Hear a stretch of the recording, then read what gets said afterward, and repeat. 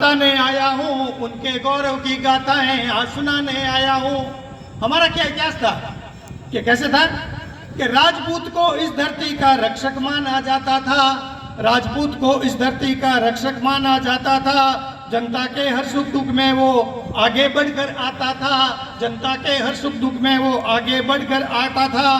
राजपूत जो कठिन तपस्या के लिए जाना जाता था। राजपूत जो कठिन तपस्या के लिए जाना जाता था। शक्ति का वो रहा उपासक, त्याग सदा अपनाता था। दास भाव से सेवक बनकर जीवन को वो जीता था। राजपूत की रक्षा में ही ब्राह्मण विद्या पाता था। राजपूत के कर्मों से ही सबका जीना सुरक्षित था।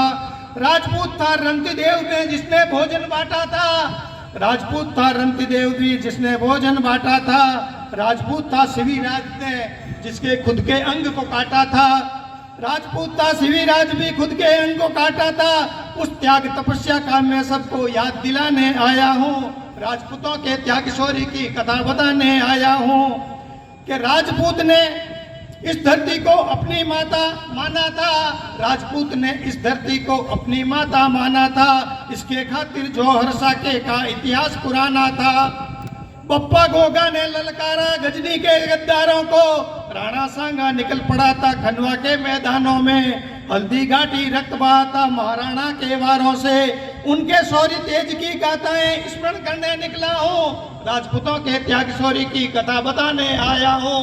उनके गौरव की गाथाएं आज सुनाने आया हूँ। शतरानियां भी पीछे नहीं थी इसमें, उन्हीं की ओर मैंने प्रतीकात्मक रूप से कुछ पंक्तियां लिखी है कि राजपूत थी पद्मन रानी जौहर को स्वीकारा था। राजपूत थी पद्मन रानी जौहर को स्वीकारा था। राजपूत थी हाडी रानी जिसका त्याग अनूठा था। राजपूत थी लक्ष्मीबाई भिड़ गई जो अंग्रेजों से। राजपूत थी करमवती भी जिसने राज चलाया था। राजपूत थी जीजाबाई जिसने सिवा बनाया था। जयवंती की शिक्षा को प्रताप ने अपनाया था। क्षत्रियों के त्याग शौर्य की कथा बताने आया हूँ। राजपूत के त्याग शौर्य की कथा बताने आया हूँ। उनके गौरव की गाथाएं आज सुनाने आया हूँ। अब मैं आपका ध्यान चाहूंगा वर्तमान स्थिति में हम कौन थे, हम क्या हैं और क्या हो गए हैं कि राजपूत ही सिंह बने अब दास भाव को भूल गए।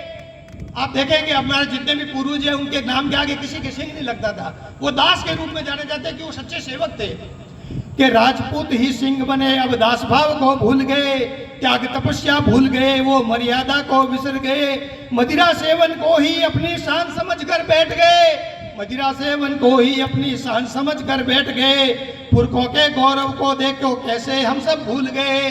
पुरखों के गौरव को देखो कैसे हम सब भूल गए। सेवक से मालिक बन बैठे, संस्कार भी बिसर गए। रौब दिखाना दोष जमाना को कैसे हम मान गए। रौब दिखाना दोष जमाना को कैसे हम मान गए। उस सेवक की सेवा का मैं स्मरण करने आया हूँ। राजपूतों के त्याग शौर्य की कथा बताने आया हूँ। उनके गौरव की गाथाएं आज सुनाने आया हूँ। ये सब हमारे महापुरुष थे, उनकी प्रेरणा से हम सबको हमारे इस जीवन को आगे किस प्रकार से तैयार करना है, इतिहास से प्रेरणा लेकर वर्तमान को गढ़कर आने वाली पीढ़ी को भी हम कुछ देके जाएं। हम अपने कर्तव्य और व्यक्तित्व से ऐसा कुछ कार्य करें कि आने वाली पीढ़ी भी हमारे ऊपर गर्व कर सके।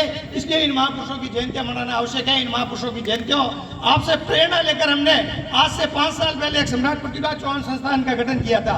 और उस संस्थान के माध्यम से हमने इस प्रकार का प्रयास किया कि हम सब एक भाव से उन महापुरुषों के को याद करें। और एक बात मैं विशेष रूप से कहना, अगर कोई महापुरुष है तो उसके अंदर सभी का योगदान था। उनके जो जिस प्रकार का उनका आज यश और गौरव है, उनसे हमने प्रेरणा लेकर पिछले साल हमने पृथ्वीराज जयंती के अवसर पर 5 ऐसे योद्धाओं के नाम से पुरस्कार शुरू किए। उसके अंदर पहला पुरस्कार था पजुंदराज जी कछवा। सम्राट पृथ्वीराज को पृथ्वीराज बनाने में युद्धों के अंदर किसी की भूमिका थी तो पजुंदराज जी कछवा की थी। उनके नाम पर हमने सम्मान शुरू किया। हमने सम्मान शुरू किया चामुंडराव दाहियामा के ऊपर, हमने सम्मान किया चंद्रवरदाई के ऊपर, इस तरीके उस समय के संयमराव राठौड़ के ऊपर हमने सम्मान किया, लोहाना तंवर के ऊपर भी हमने सम्मान स्थापित किया। तो इस तरीके से उस समय के योद्धाओं को भी हम याद कर सकें। मैं स्वरूप सिंह जी से भी अनुरोध करूंगा कि अगली जयंती में राव शेखा के जो सहयोगी थे उनको भी हम थोड़ा स्मरण करें तो हमारा ये जयंती मनाना सार्थक होगा। मैं आप सबसे